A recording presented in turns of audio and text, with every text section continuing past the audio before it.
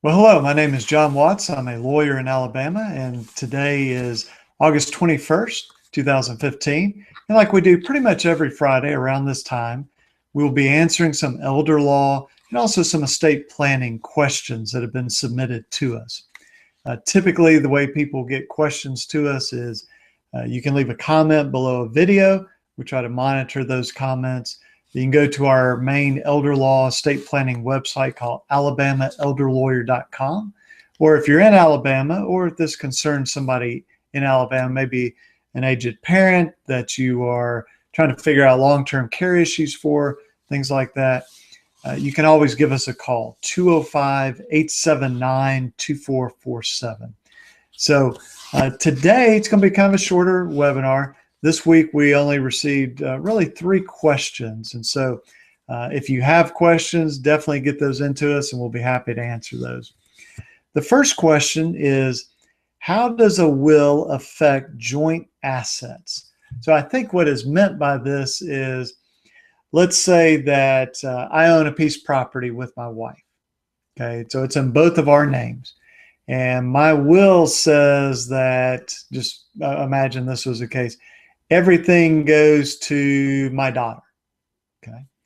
Well, what would happen with the house?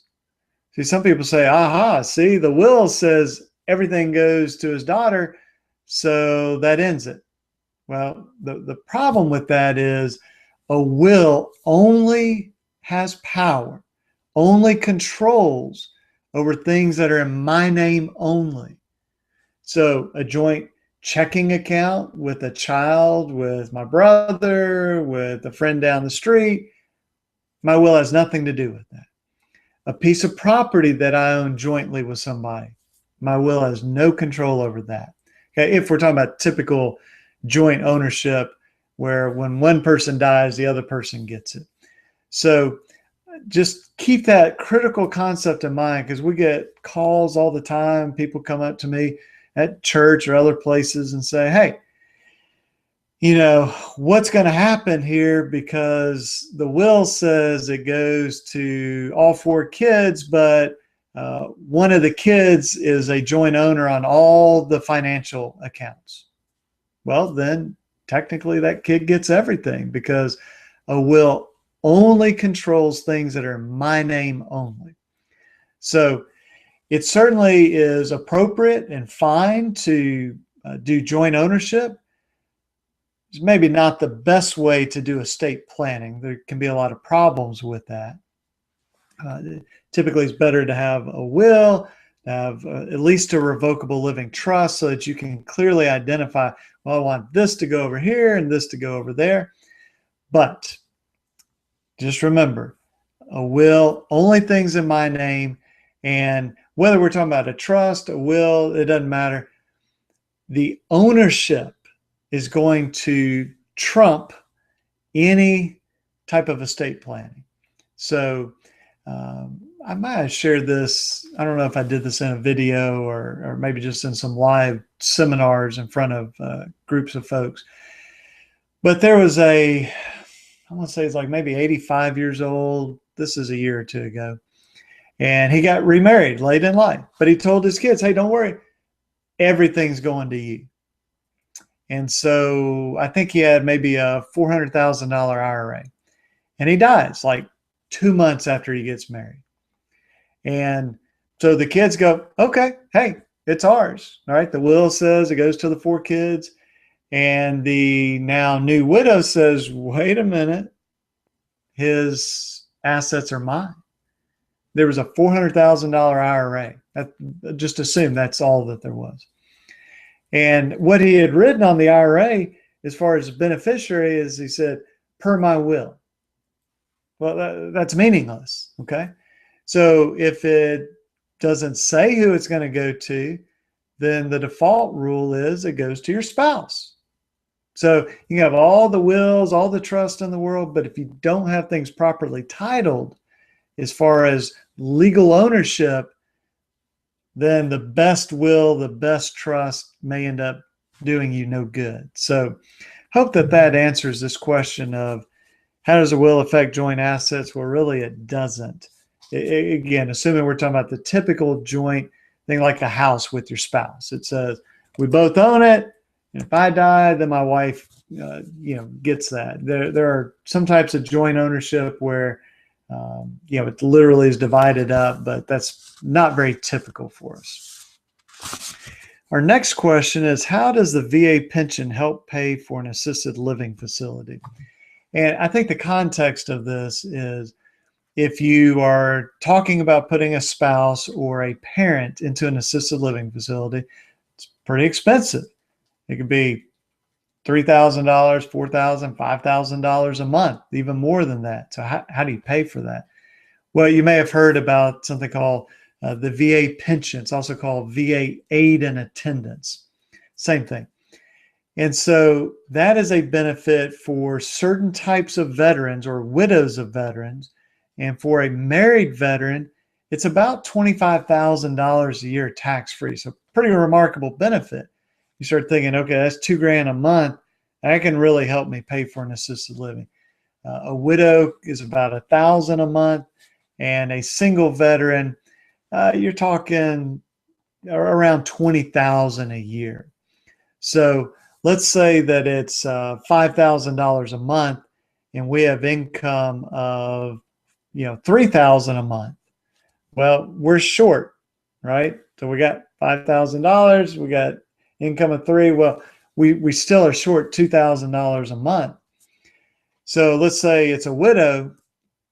Well, if we can get the VA aid and attendance, that's an extra $1,000. So now we're only going in the hole $1,000 a month.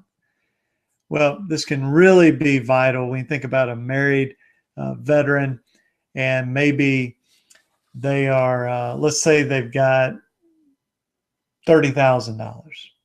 That's all the money they have.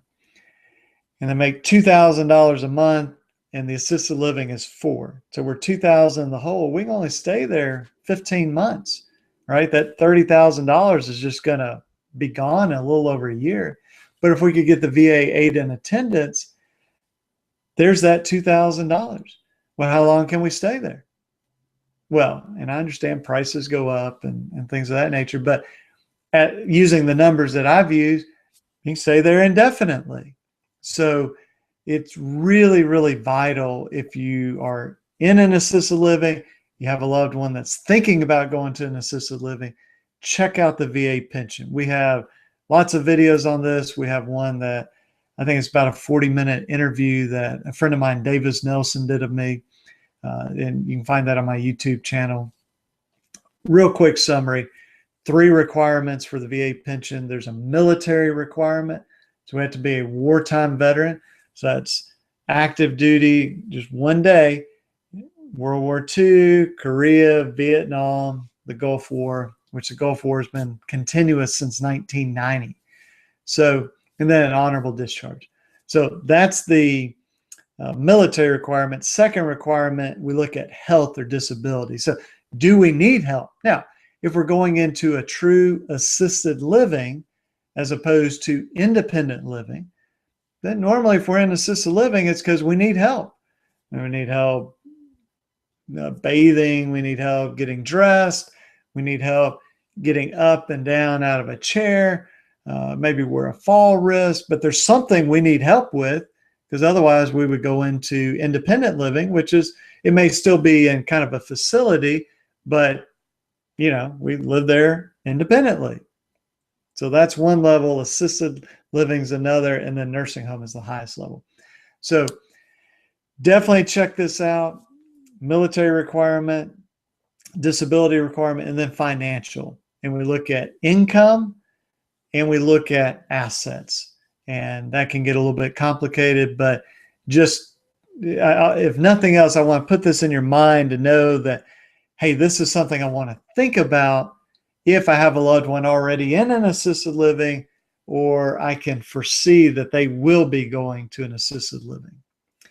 Okay, our last question, and we haven't had one in a while on special needs trust, but it says, does money in a special needs trust get paid back to the government? It's a great question. So let's define some terms. So a trust is just like a container or a box. I usually have a little treasure chest here, but I'm actually in my home office right now. So just if you can picture, it's like a little box here, and we put stuff in it. Well, what do we put in it? Well, we might put in money, might put in a house, stocks, investments, whatever it may be. Well, what do we mean by special needs? It's also called supplemental needs. And here's the basic idea. If I am getting government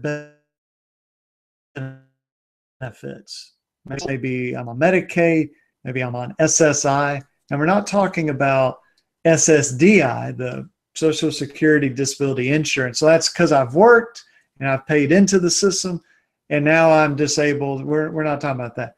But maybe I've never worked. Maybe I was born with a disability. And so I don't have any income that I've paid into the government. Well, then I can get this thing called SSI, Supplemental Security Income. But that is means tested, which just means they look at my assets and they look at my income also. So when we're talking about a special needs, supplemental needs trust, we mean we're putting money into this box, into this trust to benefit me, but I don't want to lose my government benefits. But see, it's going to be I'm not getting into all the details, but let's just say the test is if I have more than $2,000 in assets, but I want to put $100,000 into this trust.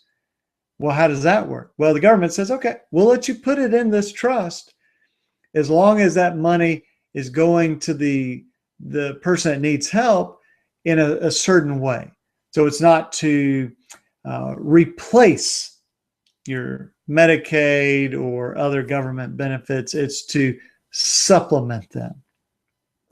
Okay, well, what happens? I'm getting all this money from Medicaid or from SSI. Do I have to pay that back? Well, it depends. When we look at that trust that we've created and money goes into it, we say, all right, that money that went into it, where did that come from?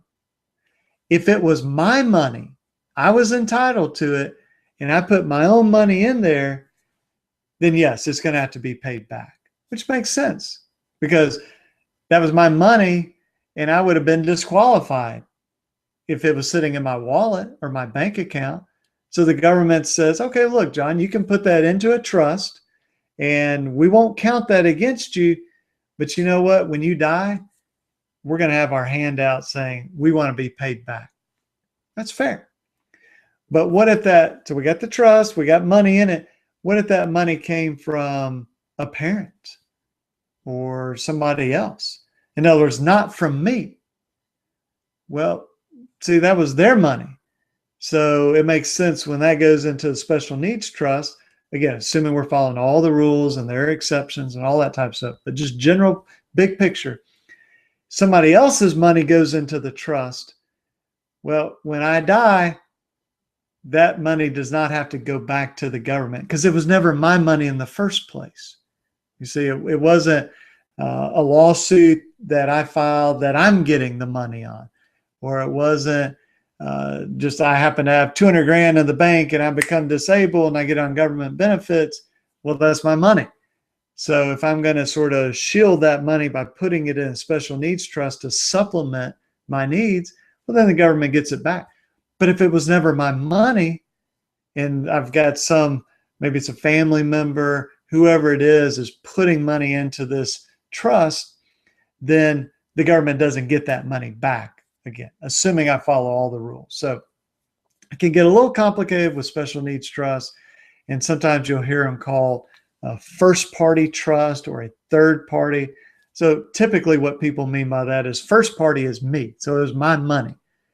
And the most common scenario is, it's very sad when this happens, but maybe there's a young person that's involved in just a horrible wreck and they're in a nursing home afterwards, or they'll never work again. And so they're getting government benefits, but then it comes time to settle that lawsuit against the trucking company or whoever injured them, and it's $1 million. Well, that's going to kick them off the government benefits. Now, sometimes we're okay with that. We say, you know what, that's better to do it that way. But if we don't want to lose those government benefits, then we need to make sure that that's going into the right type of trust to protect it. So hope that these have been helpful. Again, just as a reminder, we just covered, does money in special needs trust get paid back to the government? It depends on what kind of trust it is.